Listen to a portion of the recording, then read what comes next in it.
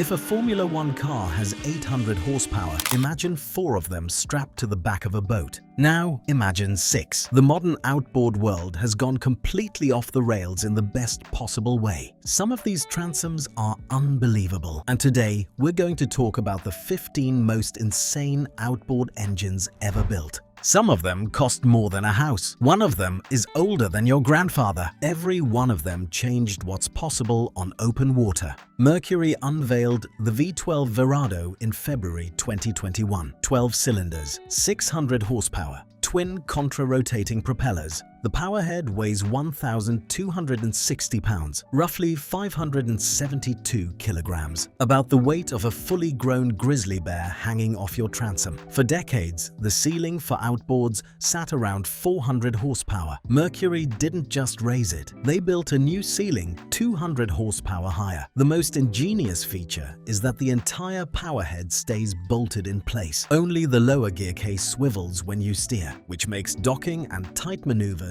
feel almost effortless. The 2-speed automatic transmission shifts without a click, like a Bentley pulling away from a hotel. Price tag? Around $77,000 per motor, about the cost of a new BMW 7 Series. And wealthy boaters routinely rig 3 or 4 of them on a single transom. Nearly $500,000 of horsepower, just so you can reach the fishing spot a little faster. So if the V12 is the gentleman of the lineup, what does the screamer look like? The Mercury Racing 450R is the polar opposite of the V12. Where the Verado is smooth and refined, the 450R is raw, supercharged violence. 4.6 liters of V8, 450 horsepower at the propeller, built for one thing only: pure top-end speed. This is the engine you spot lined up 4 or 5 deep on the back of poker run boats. The whine of the supercharger alone tells you it isn't a normal outboard. These engines aren't designed to idle quietly at the dock. They're designed to push hulls past 100 miles per hour, roughly 160 kilometers per hour,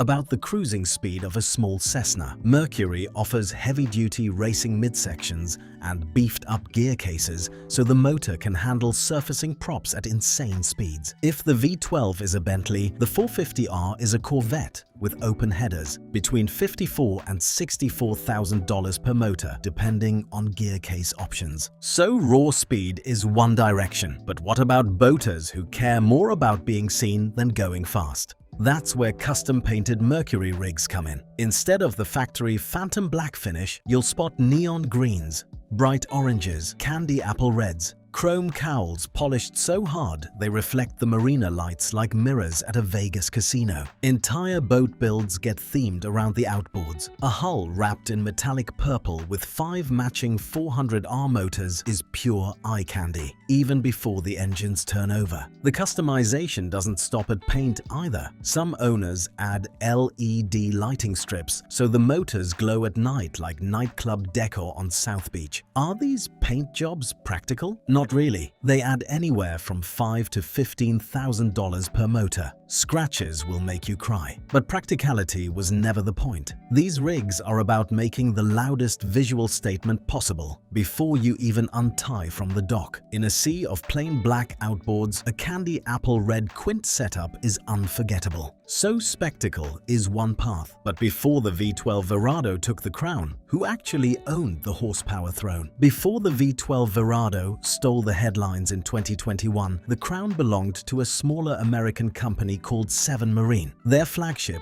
was the 7 Marine 627, a 6.2-liter GMV, 8 pulled straight from the Cadillac CTSV part spin, with a supercharger bolted on top, producing 627 horsepower at the prop, about the same as a McLaren 720S supercar. It wasn't just about power. These motors were rolling status symbols, bolted to the sterns of million-dollar center consoles. The customization was extraordinary. Buyers could order them in wild paint finishes, LED-lit cowls, even chrome details that wouldn't look out of place at a car show. Imagine pulling into the marina with 4 glowing green outboards behind you. Subtle? Not even slightly. The downside was cost. Well over $100,000 each. A quad rig could set you back $500,000 before the boat itself was added in. So 7 Marine had the supercharged crown. Did Yamaha just sit and watch? Not even close. Yamaha's answer to the horsepower arms race is the XTO Offshore 450, introduced in 2023. A 5.6-litre V8 producing 450 horsepower,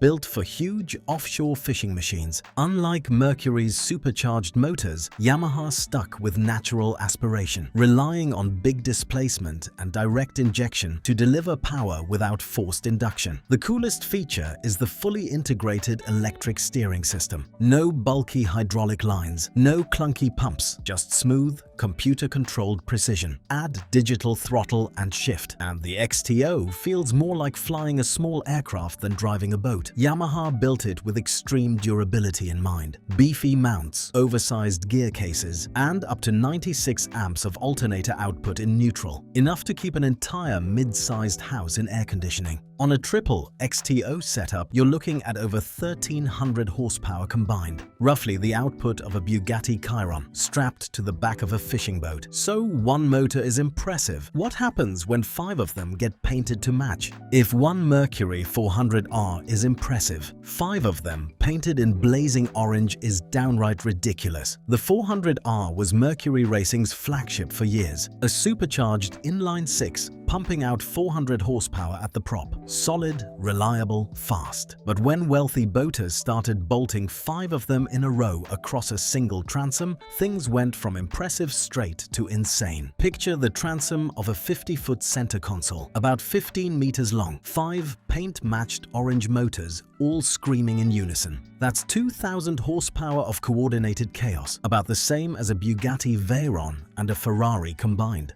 pushing the boat past 100 miles per hour, roughly 160 kilometers per hour. Easy. At that point, fuel economy stops mattering entirely. The joke is, you measure mileage in gallons per minute, not miles per gallon, around $35,000 per motor. New, plus paint, plus installation. Well over $200,000 in motors alone. But pull into the marina with 5 color-matched outboards behind you, and you don't just arrive. You make an entrance. So 5 sounds wild. What happens when somebody figures out how to fit 6? You won't see Mercury and Yamaha mixed together on the same transom. The controls, the rigging, the warranty paperwork would all be a nightmare. What you do see are mega builds where one brand goes all in. Take the HCB65 Estrella, the largest center console in the world at 65 feet, roughly 20 meters, often rigged with 6 Mercury V12 600s. That's 3,600 horsepower bolted to one boat, about the output of 2 Formula One race cars combined. Cigarette Racing took a similar approach with their 59 Tirana. 6 Mercury Racing 450Rs lined up across the stern, 2,700 horsepower. Midnight Express built a 43 Open with 5 400Rs in blazing orange, a setup so outrageous it broke the internet when the build photos dropped. These aren't fishing trips anymore, they're rocket launches across open water. Quad Yamahas on a grady white canyon. 456 start to sound reasonable by comparison, so mega rigs go 6 engines deep. What about Yamaha's version of the quad-engine flex? Yamaha launched the XTO 425 in 2018. 5.6 liters of V8, 425 horsepower. One serious motor on its own, but things get wild when boat builders rig 4 of them together. That's 1,700 horsepower across the stern. Roughly the output of a Lamborghini Aventador and a Porsche 911 Turbo combined. Enough to launch a 40-foot center console like a rocket ship. Owners love to throttle down the channel slowly. The sound of 4 big V8s rumbling in unison turns every head on the dock. Pure flex. But the practical side matters too. Offshore anglers want speed to reach the fishing grounds first. With quads, you cruise at 50 miles per hour all day, about 80 kilometers per hour. Faster than most single-engine boats run flat out. The fuel bill will make you sweat. But when tuna are biting and you're first to the spot, it suddenly feels worth every penny. So quads are wild now. But who actually kicked off the entire supercharged outboard era? Before the 627 came along, the 7 Marine 557 kicked off the whole supercharged outboard era, based on the same 6.2-litre GMV8 platform. It cranked out 557 horsepower with a supercharger sitting on top. When it launched at the Miami Boat Show in 2011, nothing else on the market came within 200 horsepower of it.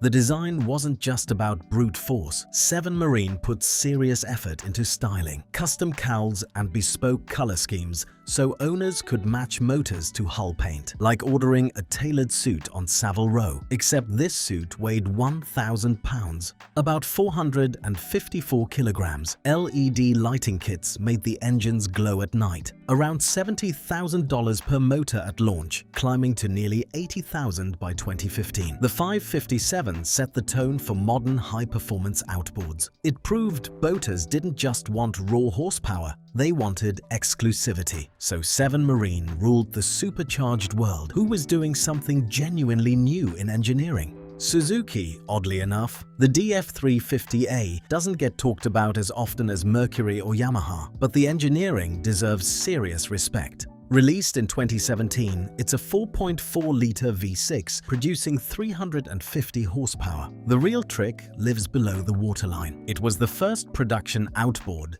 ever to feature contra-rotating dual propellers. 2 propellers spinning opposite directions on the same driveshaft. That gives insane grip in rough offshore conditions, like the difference between a road tire and a drag slick. On a quad setup, that means 8 propellers churning in unison, grabbing water like claws. It's not just a marketing gimmick. The configuration delivers better acceleration, tighter handling, and surprising fuel efficiency. Offshore captains swear by the stability when docking or spinning a big boat in a tight marina slip. The DF350A also proved that Suzuki could innovate at the top level. In a market dominated by Mercury and Yamaha, Suzuki turned up with something genuinely unique. So Suzuki brought the engineering trick. When did Honda finally show up to the V8 party? 2023. For years, Honda capped out at 250 horsepower, while Mercury and Yamaha stole the big boat spotlight. That changed when Honda finally dropped the BF350. And here's the kicker. It was Honda's first ever V8 outboard, with nearly 5 liters of displacement and 350 horsepower. This isn't just about raw power. Honda borrowed technology from their car division, including VTEC variable valve timing, the same system they use in the Civic Type R. It keeps the motor smooth at low RPM and punchy when you open it up.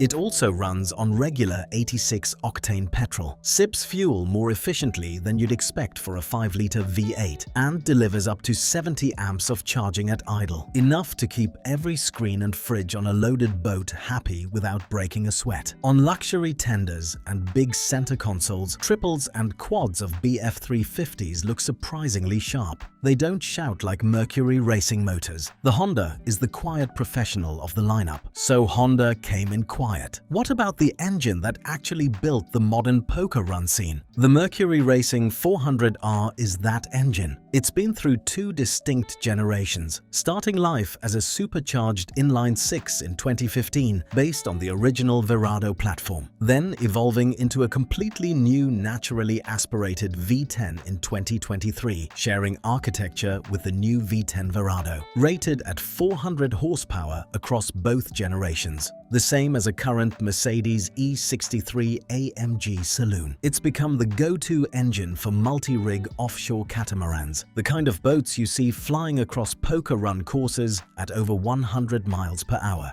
Rooster tails of spray hundreds of feet behind them. 4 or 5 400s across the stern isn't unusual. Add it all up, you're staring at 2,000 horsepower or more. Outrageous, that's the point. Mercury designed it with racing-specific gear cases and heavy-duty internals, so the motor can handle surfacing props at speeds that would destroy a normal outboard. The 400R is the dependable racehorse that never stops running, decade after decade. So, the 400R is the workhorse. What was Seven Marine's quieter middle child? The 527 was Seven Marine's middle child, but calling it middle is unfair. At 527 horsepower, it was still one of the most powerful outboards in the world when it debuted in 2016. Like its bigger 557 and 627 siblings, the 527 was based on the same GMV8 platform, with supercharged punch on top.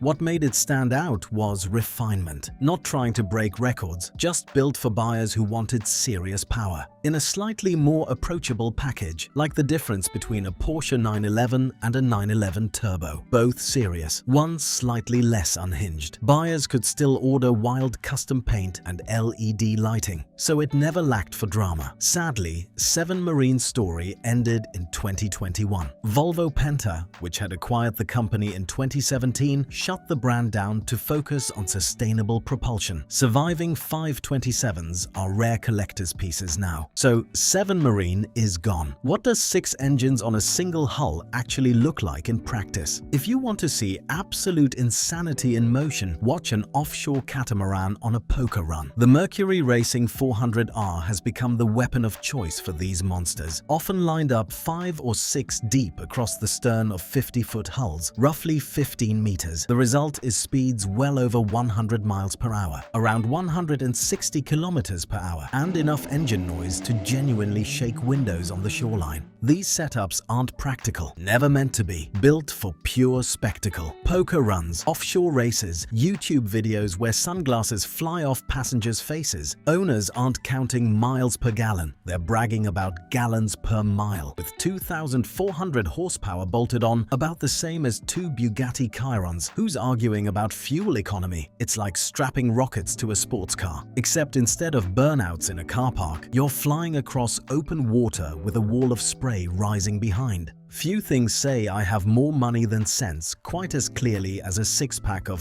400 rupees. So the modern monsters are insane. But what actually started this whole madness almost 70 years ago? The KG7Q Super 10 Hurricane. Long before the 600 horsepower giants, Mercury was already pushing boundaries. In the early 1950s, the Hurricane was a racing legend. Just 19.8 cubic inches of displacement, around 325 cubic centimeters, about the size of a modern motorcycle engine, around 10 horsepower rated and significantly more in racing trim. Tiny by today's standards, revolutionary back then. What made it special was the Quicksilver gear case, a streamlined racing lower unit that allowed much higher water speeds than any rival manufacturer could match at the time. On lightweight hydroplanes, these little motors turned amateur racers into local heroes overnight. Winning a national race with a KG7Q in 1953 was like having a Ferrari in your garage today, the kind of thing that turned heads at every marina you pulled into. It might not sound insane next to a V12 Verado on paper, but the Hurricane proves insanity is always relative to its era. In the 1950s, this little screamer was every bit as outrageous as 400 rupees on a modern transom. Outboard history has always been about chasing speed, power, and a little beautiful madness along the way. If this one blew your mind, go watch our video on the 15 most reliable outboard engines of all time and make sure you subscribe so you never miss out on the fun.